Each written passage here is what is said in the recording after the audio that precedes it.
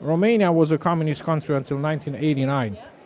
I was one of the young people who took a flag and fought in those days of December 1989 against the dictatorship.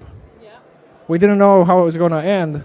We thought they're going to kill us all, but we stayed there until the regime finally gave up. The reality is that after the Romanian Revolution against communism, the communism persists. It's still there in one form or another.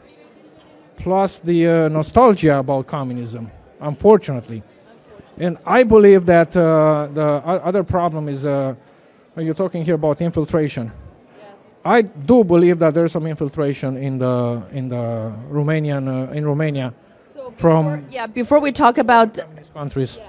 So before we talk about infiltration in the Eastern European countries, I want to talk about the Cold War. I mean, many people think communism died as a result of the Cold War, and we saw the many communist countries collapsed. But right now, we're witnessing the world's biggest communist dictatorship rising to the power right before our eyes. That's the Chinese Communist Party, and it just emerged to be very strong on so many levels, and now it's infiltrating the continent of Europe. So are you, I know you're still a government official in Romania, and so to what extent do you think the West has allowed the CCP's rise to the power and global expansion?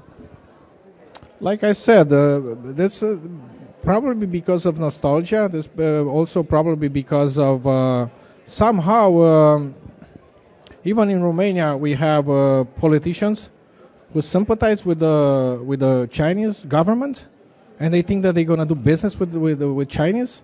Actually, we in the Romanian Parliament, those that have a better understanding of the situation, we've enacted a law, for example, against the Huawei technology.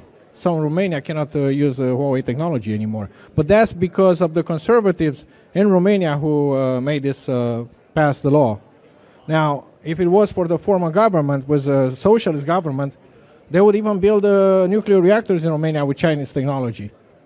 That didn't happen, but we have to keep the course of democracy and freedom. And for that, we need to make people aware of the risk that exists these days in regard to the Chinese government. And we're not talking about Chinese people and Chinese culture, which is great, and we love it. Thank you. And people need to understand that there's two completely different things. Yes. And now these days the communism in Romania is many years behind.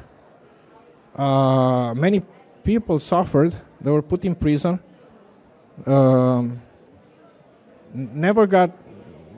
Technically, the communism wasn't necessarily recognized as being demonic in Romania.